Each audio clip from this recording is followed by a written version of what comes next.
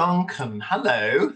Hello, Joseph. Well, how nice to see you at this momentous time when we've got this album coming out at long last. It does feel a bit momentous because we've been working on it for a very long time, haven't Well, it does, doesn't it? But then again, don't you think all the best things take a while in the planning? And we? I think it's a labour of love for both of us, so it should be all the richer and more rewarding for that. Yes, I think it is, and we've been working hard um, to find this repertoire. I mean, the Moiren, obviously, I suppose some people might know the Moiren, but I've always loved Moiren. I think I've you have always too. loved it. Yes, Yes. yes, And the actually the other thing is, of course, we're doing that piece, the Irish Lament, that you've already done, haven't you? yes. Well, Yeah, of what course, was it was. that? It was originally a piano piece, the Irish love song. Yes, and it's a setting of a traditional Irish tune. Of course, Yes. Warren loved all things Irish, but then later on he decided to serve it up as a cello and piano piece for his wife, Piers Coatmore. Yes. Are And I you? think I have to say I love it as a cello piece. I think it's glorious. The Yeah. little subtle changes. Yes. So Um, you're not jealous that the cellist has taken the piece away from the I'm not pianist. jealous at all. I mean, my solo recording was out there first, Joseph. Oh, that's So, true. Yes, your one very, very well received recording of Moiren's piano music. gosh, that's ancient, isn't it? It was the first disc I ever made. Oh, Yeah. goodness me. So Um, I and hope the I've the improved a bit since then. the and the next piece is Gordon Jacob, which I must say I was amazed that no one had recorded it before because it's really the most epic I think sonata, it's a isn't it? stunning piece. It's a stunning piece in all its different moods and so Yes, well written. And the inspiration is consistent from first note to last, surely. But I think yes. you had an idea as to why it might not have been done. Didn't you say it was ferociously difficult for the cellist? Well, there are two things. Yes, it is actually very difficult for the cello, and like some other sonatas for cello and piano, I mean, the piano always has to cope with the difficult parts, but this I'm one is. glad you recognise that. Yeah.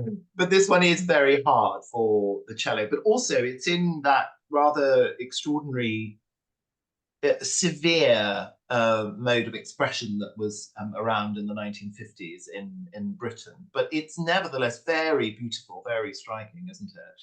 But I think because he was a warm-hearted romantic at heart, and Yes, yes. I think the warm-heartedness is there. Yeah. I mean, I think I would have liked Gordon Jacob. I've been immersing myself a lot in Jacob recently. Oh, We you did his just record piano just sonata, that's yes, it. You just and recorded his so piano I was sonata. reading and discovering and learning a lot about him, and he just seemed such an avuncular, lovely, generous, gentle Mm, human being. And yeah. I think that really do think that comes through in the music. Very human Yes. and full of fun as well. And all that is there. I think you can hear his roots in that English tradition of Yeah. the turn of the Oh, century. When he was at the college just after the First World War. yeah. Of course, he's. I think Greville Cook, because you've done some work on Greville Cook. Who was the next sonata. He was perhaps a little bit less avuncular than Gordon Well, Jacob. Had a I mean, terrible, he was a had a terrible reputation. well. I think he did a little bit. Of course, the interesting thing is the three of them, Moore and Jacob and Cook, were all born Of within a few course, months of each yes, other in yes, 1894, 95. And all three of them were of that rising generation who would have been so deeply affected by the First World War. And mm, both Moran and Jacob were involved. Cook wasn't. But yes, Cook certainly was probably rather less avuncular. yeah. I mean, he was remembered by his surviving relatives as rather miserable and severe. He was a clergyman as well as a poet and Mm, composer and pianist, but he certainly hit the papers in the 1930s when he took the moral high ground over certain things. He didn't like the moral decay among the younger generation. And I think there was you remember that, Jason? I remember, yes, he wrote to the papers complaining that people were spooning in the lay-bys. Well, I didn't like to say, but yes, he returning one night. I think it was from Leicester to his Yes, parish. yes, He yeah, he passed, I think, no fewer than 3 courting couples in lay-bys. He yeah. felt that, you know, Britain, as he'd known it, was collapsing. This was 1937. Yes. I seem to remember. But the music is extraordinarily, I mean, for one so Very lush, isn't it? For one it's so very prurient. lush. It's very lush. And in fact, I was just looking, actually, I was going to show you again. Do you remember we had to make a lot of decisions because the piece is in manuscript. And then there was. Ah, yes. Oh, I do remember that. Yeah.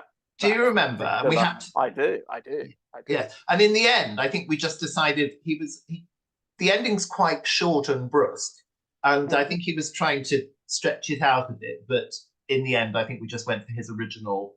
Yeah, original as thing. often the original thoughts are yes the best. You know. Yes, it is. It is. All right. No. But no, I mean, I discovered Greville Cook about 10 years ago now. I mean, I'd known 1 or 2 pieces, and I just went into the whole oeuvre and made that disc of his piano. Astound, you know, I mean, there are many very fine composers who go under the radar, and it's not suggesting that Cook is, you know, an undiscovered genius any more than any of the rest of them are, but there is a great deal of lyricism, warmth, pianistic virtuosity in the piano pieces, and a real feel, luxuriance in the yes instrument and its possibilities, and a wonderful comfortableness with the, you know, the keyboard, which I really, really enjoyed exploring. And it was lovely to find out a bit about him and from people who knew him who are no longer with us. Oh, that's right. Yeah, there was more charm than that. And of course, through the disc of the solo piano music that I made, I was contacted by a marvelous lady who had a lot of manuscripts. And do you remember, Duncan? We went to her house. Mrs. Weeks in East Sussex. And, yes. She very kindly allowed us to take and copy and borrow some of those manuscripts, including the cello sonatas. From recording that published stuff, we've discovered all this unpublished material. We're now able to bring to an audience. It was just wonderful, and it's quite remarkable to think, because the last sonata on the disc, which is by Richard Panchev, was written literally 15 years later. Could it be more different? And it could not be more different. I mean, it sounds at least a century apart, doesn't it? I know. Yeah, and I mean, we have a fairly elderly man writing in the lingua franca of the tradition he grew up in. You know, he studied at the academy in the first years of the 20th century. He studied with John McEwen. He studied the piano with Matte. He was very much a figure of a romantic tradition. Then you've got Richard Panchev, born when Cook was in his 60s, as a young man, really flexing his muscles.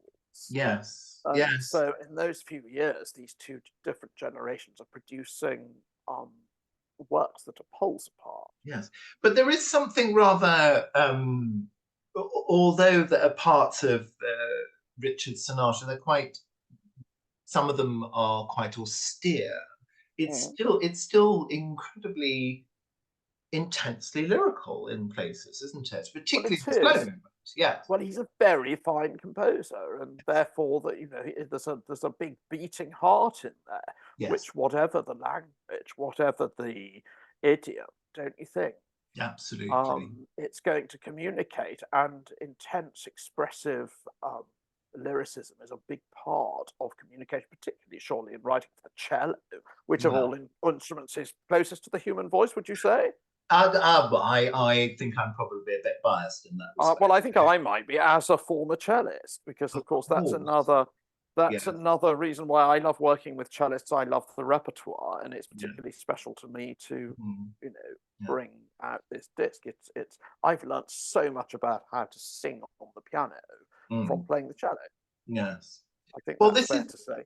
yeah, this is good, and our efforts are finally coming to fruition, and it's And coming with what a lovely name that the album title reflects, in a poem by Greville Cook, because he was this extraordinary polymath, published poetry, and we've taken some lines from Cook's poetry as the album title, haven't we?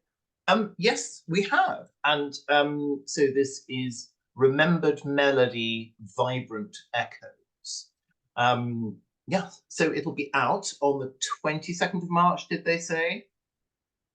Something like that. Yeah. Yes, yes, and it's going to be coming out on the Prima Facie label. So, and they're all premiere recordings apart from the Moira, apart from the Moiran, 4 cello sonatas. I think that's quite a good deal for one CD. And so I think to you and I, Joseph, the extraordinary thing is for us, I mean, we're very aligned in our professional and research interests, I think. And for us, the Moira cello sonata really is core repertoire, isn't it? I mean, Absolutely. there are a few cellists who'd say that, but I think you would. And of course, to me, as a long-standing lover of Moira, and I've been researching Moira for 30 years, and I've known the cello sonata over 30 years, and Yes. played it for almost 30 years.